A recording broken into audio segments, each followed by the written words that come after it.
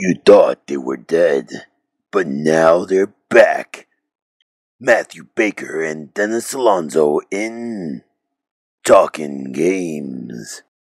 And just in case you forgot our voices, I am Dennis Alonso, and I'm Zombie Matthew. interesting. I'm back from the dead. We both are. We decided to take a break. Not on purpose though. We've kind of been busy, and yeah, kind of embarrassing. But I blame Matthew, honestly. Yeah, I only reminded him like 3 or 4 times, so Yeah, I'll take that. still his fault. Anyway, so yeah, we've kind of been playing some video games. We've been playing Final Fantasy 14. We've mentioned this before, but we've really gotten into it, and we've been helping our guild that we formed in game. We've also gotten a guild house and whatnot, and yeah, we've been just moving up the ranks. Breaking records and thinking some names. We also kind of dominated the world a couple times, but yeah, no, I mean, nothing big. Yeah, unfortunately, we had to, relinquish our position due to just being too awesome. Fortunately. And just a note, you know, we talk in games, we be talking games. Before we can talk in games, we have to play in some games. So consider that the playing games. And we also have to work in not games to pay for these games, and also live a lifer because it's quite lonely. The life of a gamer, and kind of need a life in order to continue living. Living is important, which is where we failed. But again, we're back from the dead, so we're good. So yeah, that happened. And another thing we've actually been playing, we've got Grand Theft Auto 5. I freaking convinced Matt to get it. I know. He said he would. He said, you're going to buy it because I recommended it, and that happens every time. I was like, no, it sounds fun, but nah. And then he's like, oh, man, I got it. And the next day I had the game. Yeah. If you've listened to our GTA podcast, you'd know that we talked about GTA 5, and it was one of those times where we didn't really see eye to eye on the, whether we should get the game or not.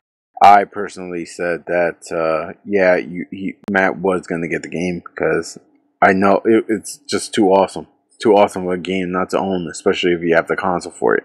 Now, as for me, I kind of did some voodoo there. I'm not going to get into details, but I managed to ascertain a Xbox 360, the newest one, the newest version, not the newest console, whatever, Slim E3, the whatever generation that Microsoft is on. And yes, was able to get it for pretty much nothing. And I also got Grand Theft Auto 5 along with it, and as well as that was it. Yeah. I got the 4 gig, and I already had a hard drive from my previous Xbox 360, so did not really need a really big hard drive for my 360. And yes. And of course, I already owned a 360, so it wasn't too hard for me to go out and buy a copy. Although, money, but, money, right? Yeah, who needs it? Everyone. I need it. Alright, so yeah, we got the game. We played it. We played online, and we still play online occasionally from time to time because did not know this, but I was on Xbox Live. Not know this. Lot. Like yeah, everyone. pretty much.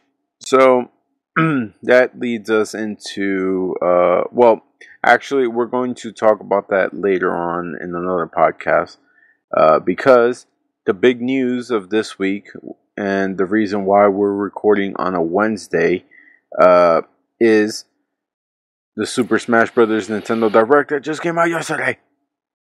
Nintendo Direct! Or, better yet, Super Smash Brothers! Yep. So, the Nintendo Direct came out yesterday for Super Smash Bros. And if you didn't see it or aren't a Nintendo fan, you know, whatever. That's your right. This is Talking Games, not Talking Nintendo. But just know that I don't like you.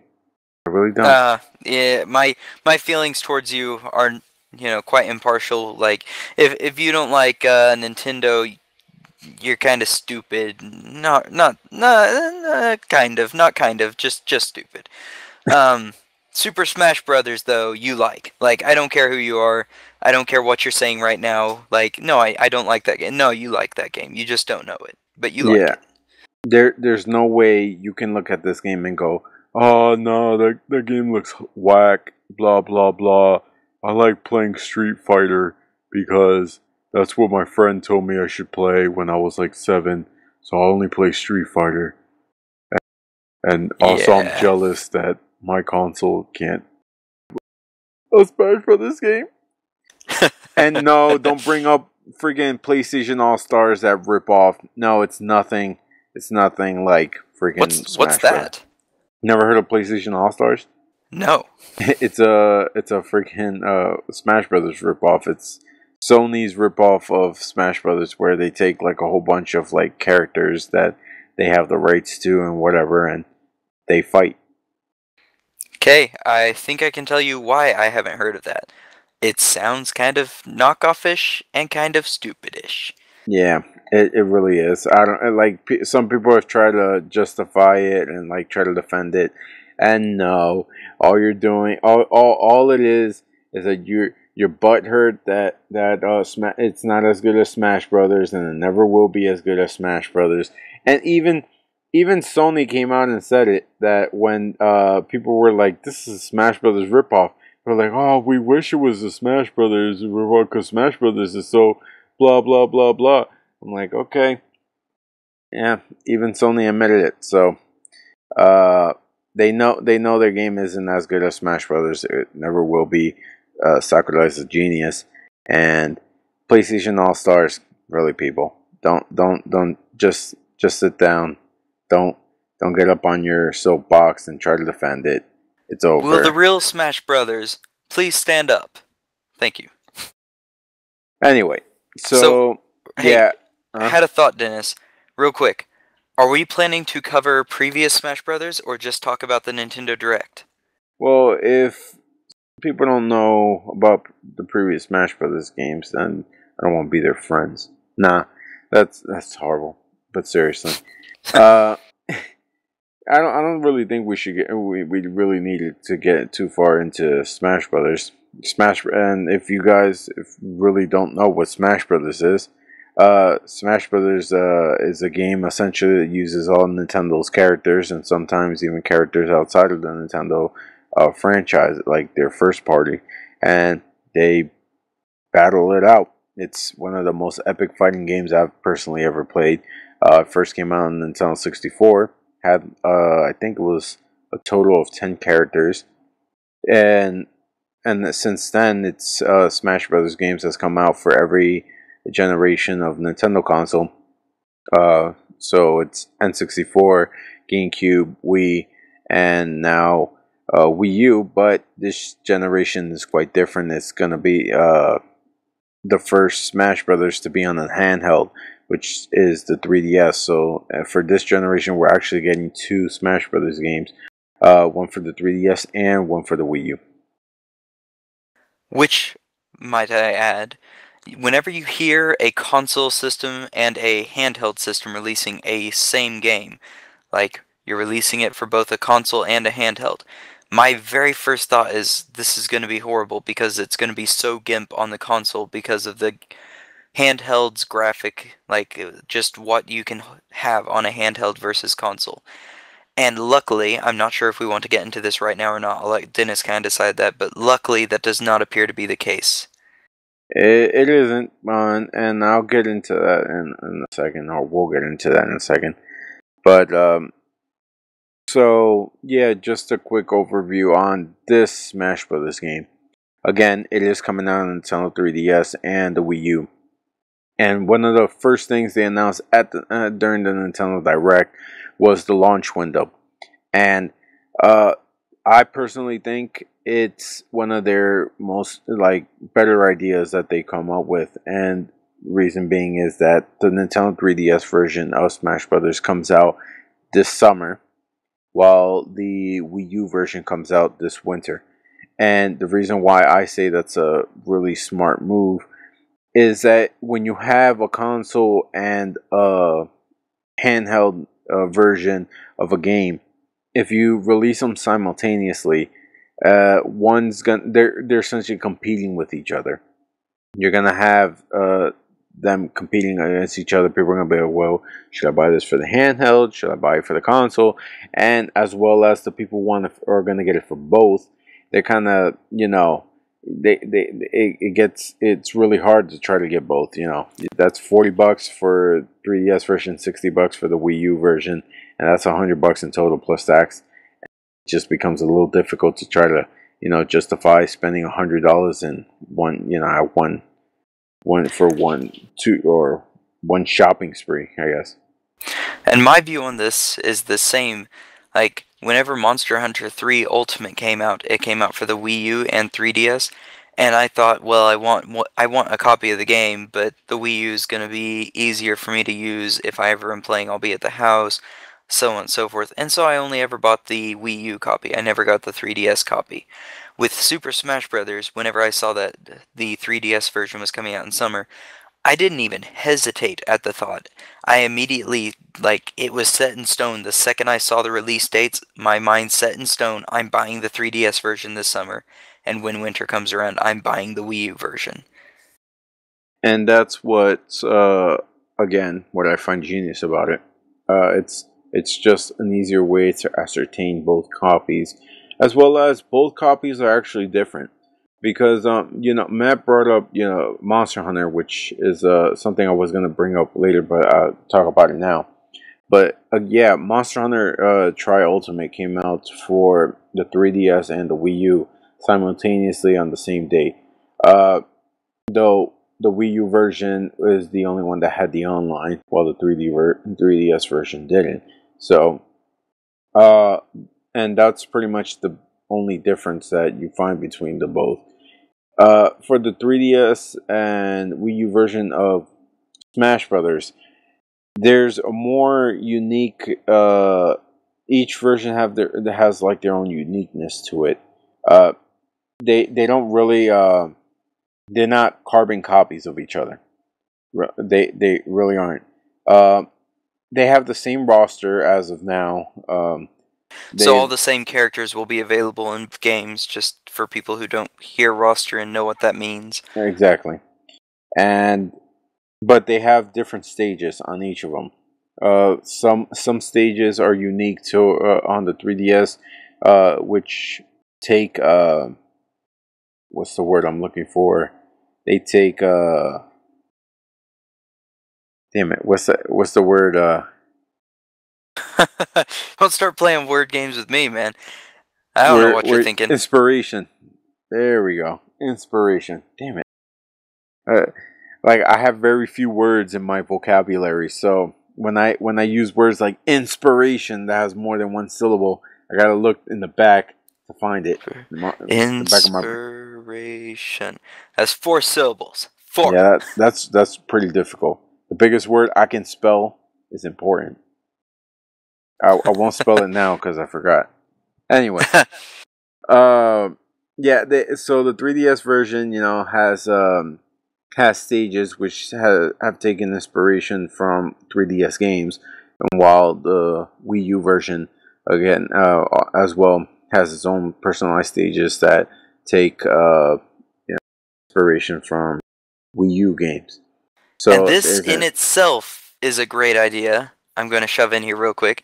Simply because if you take 3DS stages, the 3DS is the 3DS because it can do stereoscopic gameplay, or in other words, 3D gameplay. So if they take stages and build them or use stages that are specifically designed to be used with 3D, whereas the Wii U with its higher capacity for graphics, they can have stages that are specifically designed with more detail. You can take advantage of both systems to the fullest by having the different stages. Another thing is that they do share stages as well. Like for you Smash Brothers fans, Final Destination and Battlefield. Those are two of the most popular stages in Smash Brothers, and they're both in both the 3DS and the Wii U version. But the cool thing is that like obviously the Wii U version is more detailed, it's more crisp, it's more clean. But what they did was they kind of took like the different versions on each game are different in look. Like they kind like their background scenery is different. The way their platforms look are different.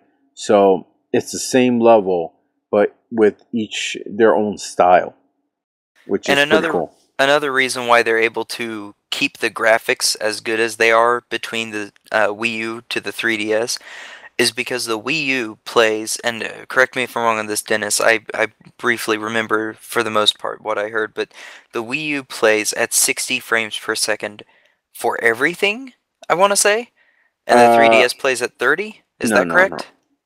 You see, this is I was just gonna about to talk about that. The 3DS version actually plays at 60 frames per second, which is incredible even while in 3D. So, Oh right, but it's like summoned if you have a Pokemon or yeah, something that makes an appearance, it's 30. it's the background and like any like items or like trophies that you use. Mind if you don't know, in the game you can use this thing called trophies where they're like assistant. You summon like a mob or something or like a character. Sorry about that.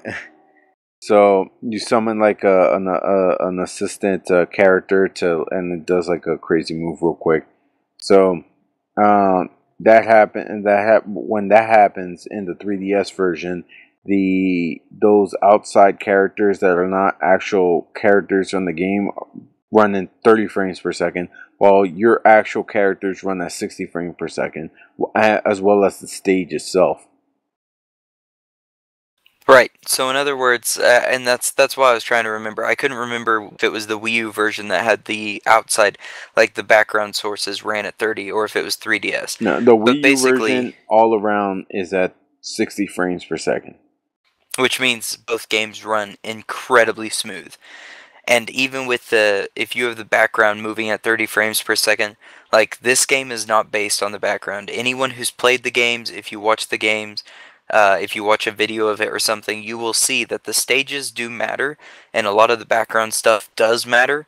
But the thing you're almost always focusing on, the thing that you need fluid movement with, is your character and the other characters you fight with. So again, the 3DS version is not something to overlook. It's going to be great. Exactly.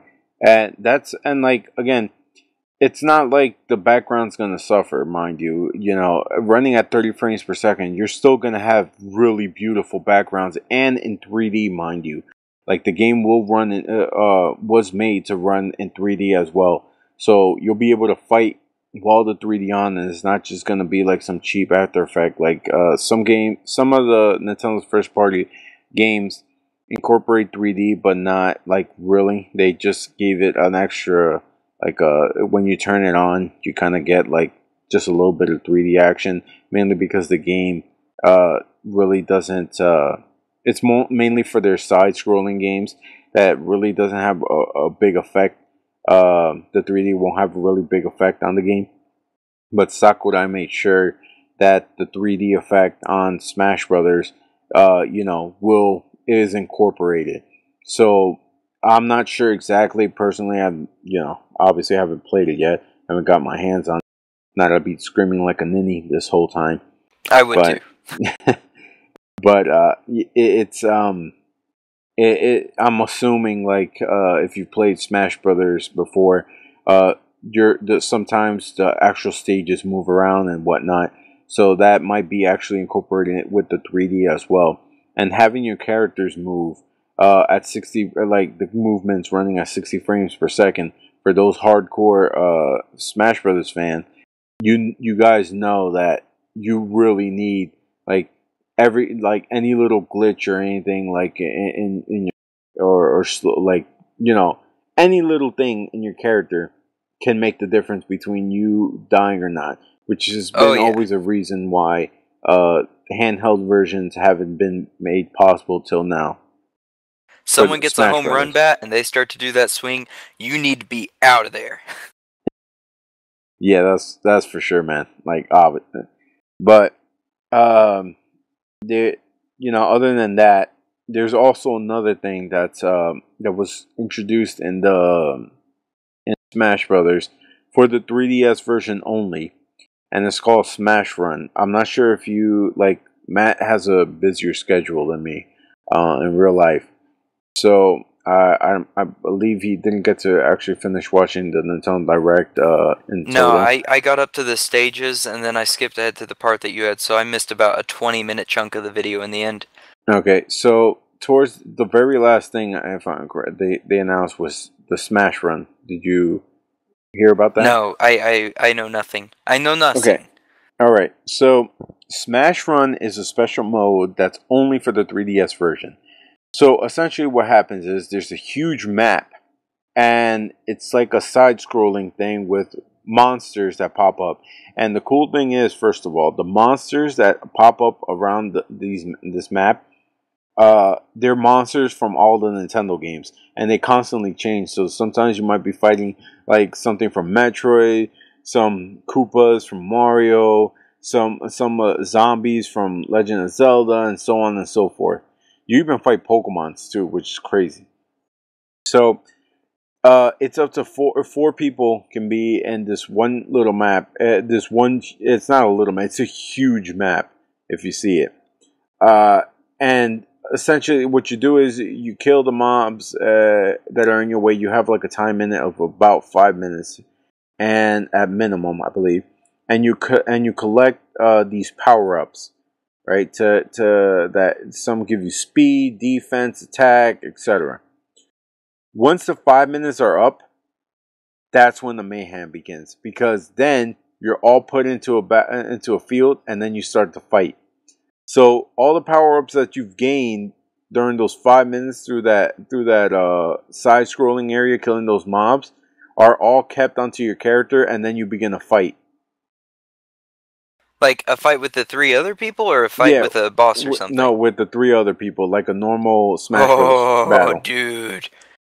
So it's essentially a 5 minute run to try to get as much power ups as you can before the match actually begins. Wow, dude.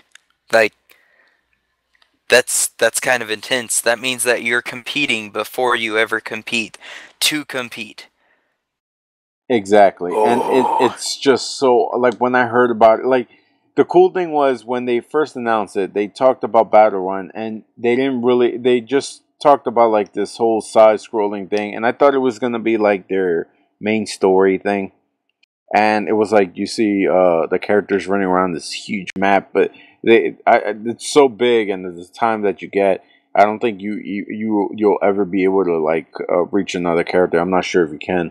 Um, but you kill all these monsters, chests and stuff that you can find that also give you power ups, and then you got to collect them. Like the icons for the power ups are like a foot, like a boot for the speed, and there's like a wing, like the Super P from Super Mario that I'm assuming is jump, and etc. etc. And like when you finish getting and the time's up, it actually shows you what power ups you got and what you maxed out, like in bars and like in like a bar graph.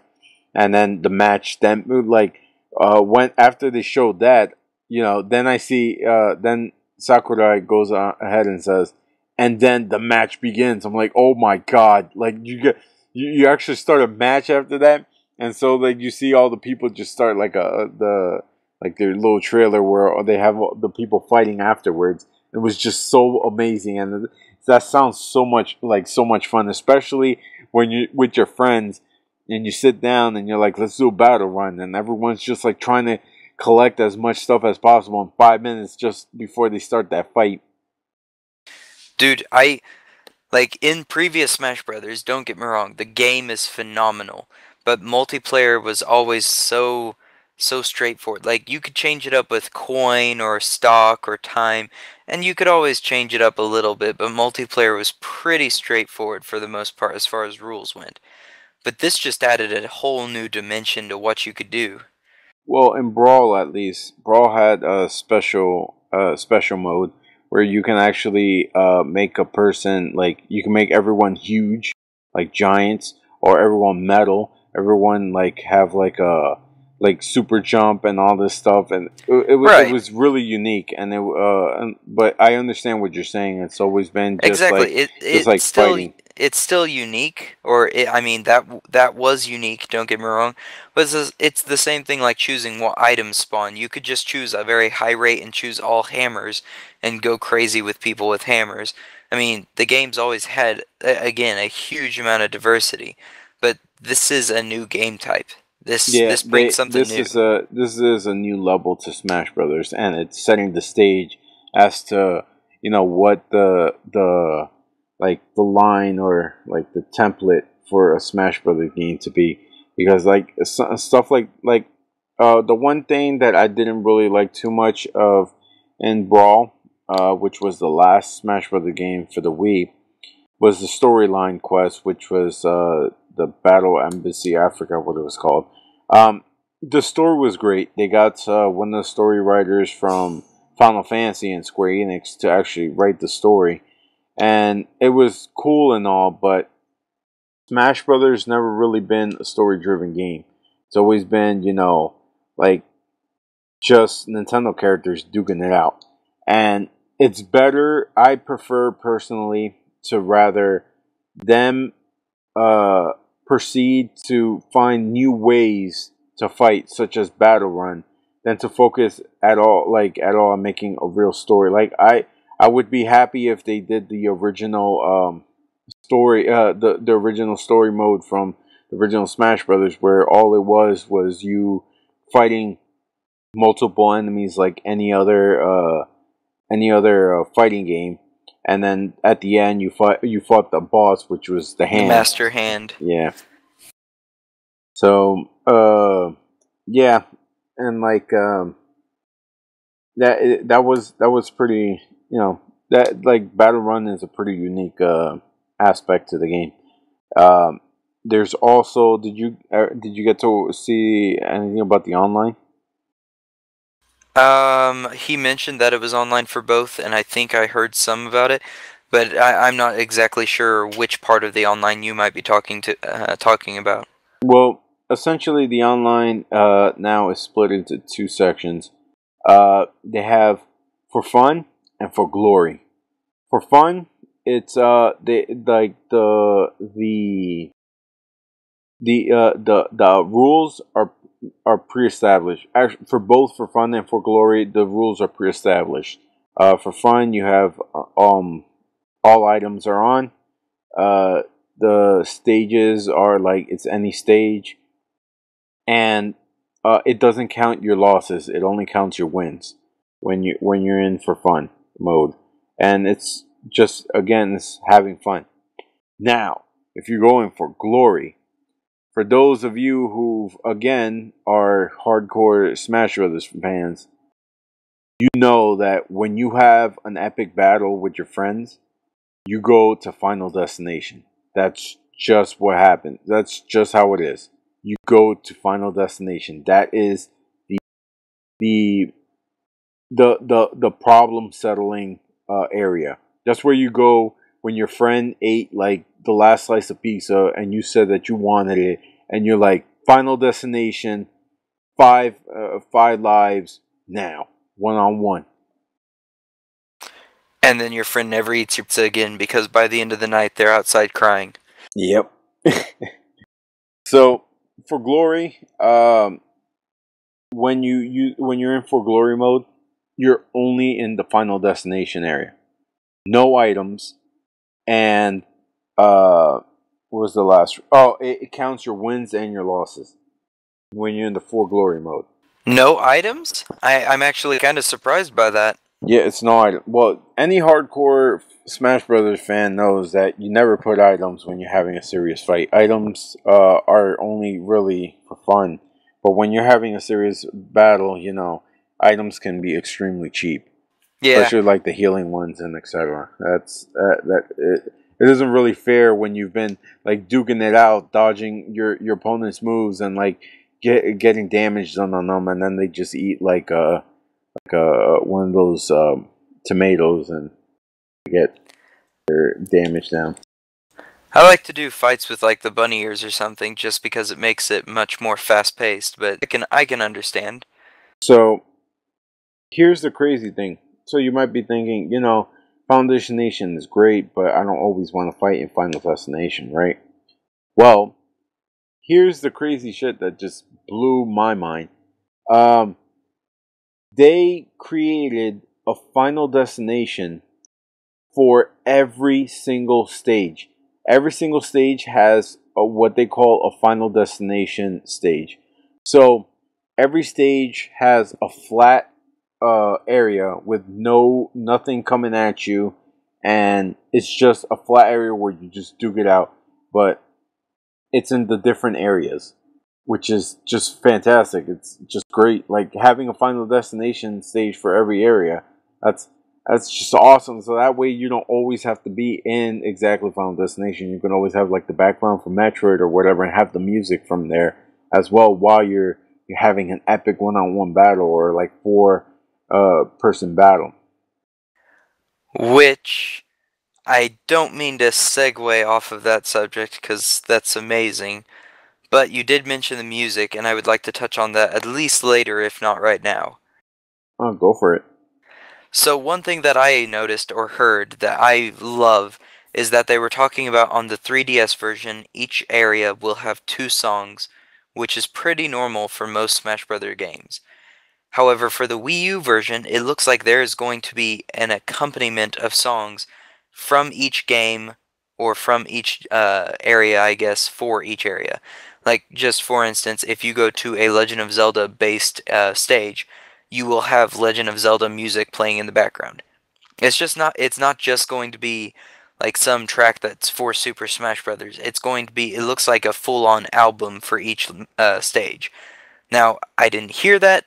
I can only say what I saw, but that is what it looks, which for somebody like me who's all about music, like, it's phenomenal. Yeah, and what you're saying is right, and as well as you'll be able to switch up the songs. Every stage also has been confirmed to have at least two songs. Like so, every stage has two different songs on it for the stage. So that's just pretty much awesome right there. And as Dennis said, you can choose how often, like, it's got what songs play, and you can choose how often those songs occur. So if there's a specific song, it's high paced, really quick, it keeps you energetic and going. You could put that you want to hear it all the time at this stage, and it might make for some very hardcore battles. Because I know if I get in a map with a slower song, I tend to slow down. But if you start getting something really fast paced, like, that's why they put fast-paced songs with slow portions in these games. Because people get to that fast point, and it's just like, at that time, everyone goes. But like the game has been perfect. Like the game is getting perfected. Like with every generation, like the music, the fighting, everything.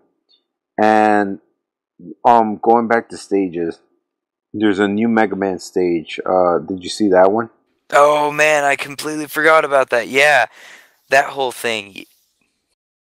Uh, so there's a new Mega Man stage, which I believe will change like how stages are made in Smash Brothers. This stage has like the most unique aspect to it that I've ever seen. Essentially, I forgot what it's called. It's this yellow dude from Mega Man. Ah, damn it. Dr. Wily's, it's Wily's castle. But Yeah. in the background, sorry, not the yellow dude, but the background is Wily's castle. So yeah, there's this yellow guy. I can't remember his name. So he It pops looks up. like he's made out of sludge or something. Yeah, he pops up on each side of the stage, and what happens is that you have to take him out because he attacks everyone. So you have to take him out by hitting him on his. He has one eye. So what happens is everyone attacks him and hits that eye, but the person who gets the final hit uh is free from a move that he ends up doing where he absorbs the other characters and blows up. So pretty much the strategy then becomes while you're in the stage whether I should go and attack the eyeball and try to get the last hit, or should I attack the other characters while they're trying to attack the eyeball. To keep So them from getting the last hit. exactly, or like trying to take them out before they get the last hit. So it becomes a new strategy or a new way of thinking while you're fighting, which is the reason why again I prefer like Smash Brothers than any other fighting game out there. Because only in Smash Brothers would you find like that kind of fighting, like where you have to actually think about what you should actually do first, where you're gonna land, what platform you want to be on, who should I attack first, what move should I use to counter, should I counter, etc., etc. Theoretically, it would be possible with this, like the layout that they're going for, it would be possible to beat your opponents in a Super Smash Bros. Fight without even ever actually hitting your opponents. You could focus entirely on a element aside from the players and still manage to win. Not very likely, but it is possible. Well, I would say only for this stage, unless your opponents are kind of dumb and they use moves that'll get them themselves killed. So it is possible, yeah, to do that, I but did say theoretically. yeah. So talked about online, talked about that special stage, talked about the 3DS special features, A and little new of this, a little new of that, a little new of this, a little new roster. so let's get to the final topic, the roster. Matt, you can take over from here because I've done enough talking. Not at all, man. I've been shoving my nose in anytime I get a chance. I forgot the frog's name, so you get that one. But the two new characters that were introduced were, and first off, I'm going to say this, I hope Dennis can contain his excitement. Like, I'm sure he'll go screaming, and so will all of you. If you've not seen this yet, get prepared. Charizard's coming to the game. Which is to some fans out there, you'd probably be thinking, wait a minute, Charizard was in Brawl. Yes, he was. He was part of the Pokemon Trainers 3 Pokemon, where you could switch between Squirtle, Ivysaur, and Charizard. But not in this game. Pokemon Trainers out, Charizard's going solo. He is by himself. He is kicking ass and taking names. Charizard looks awesome, and I love the way they did the trailer for it. They show Mario starting to do a fireball, and like halfway through it, and Charizard like a burst of fire in his mouth, ready to go. Like, oh, it's good. That it is, So man. I'm going to let you introduce the other character because again I forgot his name.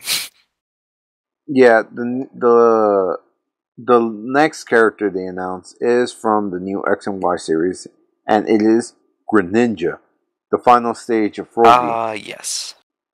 Now, for those of you who don't know, he's a water type and essentially a ninja, and he is really, really hardcore. Like, he kicks butt like no one's business. So I'm very looking forward to see how he plays. Like, they showed a little bit of his gameplay, and he looks extremely fast. I have Essentially, to I have to Meta put this in fast. here. Like I saw something that like had me stunned with this character. Okay, So they show little clips of the characters each time they introduce somebody new, show some of the moves they can do. And one of the things I saw him do that I like, they showed him throw a water shuriken, or a throwing star, ninja star, whatever you want to call it. It's a shuriken, okay? He threw a water shuriken at Mario, and Mario did his tail spin that knocks the move back at the opponent, and it hits the frog ninja. And I'm like, oh, like, okay, they just showed that that can be countered. Cool. And then I realized that it was a dummy. Like, you can do some move that substitutes out. Like, it looks like the frog ninja sitting there, he gets hit, and then all of a sudden it turns out it's a wood dummy. Like, Plush dummy. yes! It is essentially, for you hardcore Pokemon fans, Substitute. Substitute is an actual move in Pokemon where you pop up a little Poké Doll in your place and it takes the damage instead of your Pokemon. And that's essentially one of his evasion moves or counter moves in the game. It's Substitute. So, that's what Matt's saying, is that when Mario pretty much countered and threw back his projectile, he used Substitute at the last second and ended up countering Mario's attack. It countered Mario's counter. That's what actually ended up happening. So ninja! He countered a counter. Only a ninja. And so, that looks great. 2 new characters come to the game, 2 new, and what a Nintendo Direct as always. I mean, anytime you introduce a new character in Brawl, anyone who's looking for, or not Brawl, wow, Smash Brothers, anyone who's looking forward to the game, such as myself, every new character, anybody, literally any new character they introduce, I get hyped. So hyped. And there's another thing that for those of you who may not know this, they've taken out the whole changing characters kind of between, like, for one character. So to explain, in Brawl, when Samus used her final smash, she would turn into Zero Suit Samus. Or if you held down, I think, I'm not sure what button it was, but if you held down a certain button when you clicked on Samus, when the game started, her armor would come off. She'd be Zero Suit Samus from the start. Now, they've taken that completely out. Zero Suit Samus is no longer you'll be able to no longer access her from Samus, because Zero Suit Samus is her own character now. Yay!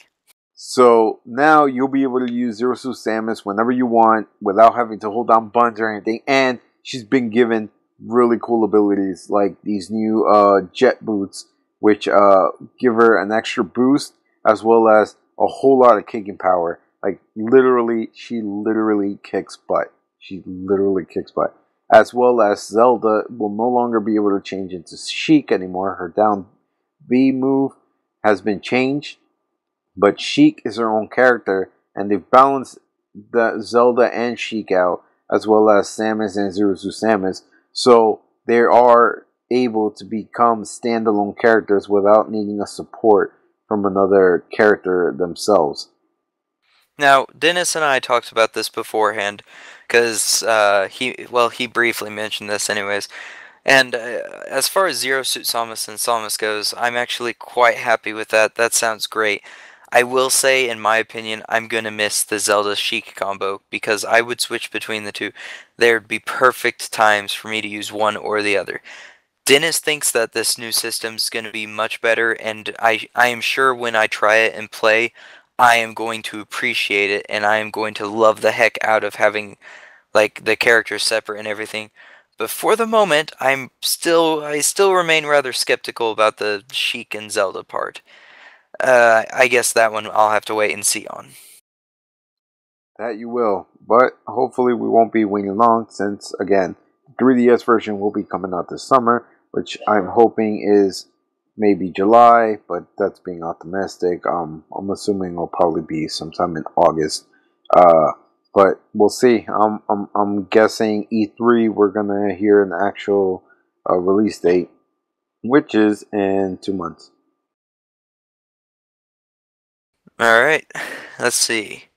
Is there anything else with the direct that wasn't covered? I don't remember anything else. I think we've covered essentially everything. The online, yeah, we've got. And if we did miss anything, you guys can always just send us a little email, giving us a compliment or just trolling us. That's fine, both of them. Don't really care. Yeah, send us an email if we missed anything. If you hear this and you're like, hey, wait a minute, they didn't remember that one thing. Then you can just go on the internet and you'll be like, hey, you two buttheads, why'd you miss this subject? It's Yeah, that one thing. pretty important. That thing is the thing you sent me. Yeah, that one thing. And I'm gonna be like, oh, well, we missed that. Thank you, kind sir, and we shall read it on the podcast. So, anyway, that's pretty much it for this episode of Talking Games. Matt, got anything to say? If we do disappear for another 2 weeks at any point, next time, email us! Because we didn't get emails, and because you didn't email us, it took us 2 weeks to be resuscitated. Next time, if you email us, we might be resuscitated in only 1 week. Basically, you should email us. Yeah, you should email us. Or follow us on Twitter at twitter.com/Talking Games. And if you don't remember our email, it is talkin_games@yahoo.com. Yeah, I think that's it. That's All right. nice. It was fun doing this again. I missed this. I didn't. Well, Alright, well, just like the old captain used to say, peace munch, Captain Crunch. oh, I don't. Okay. Ciao!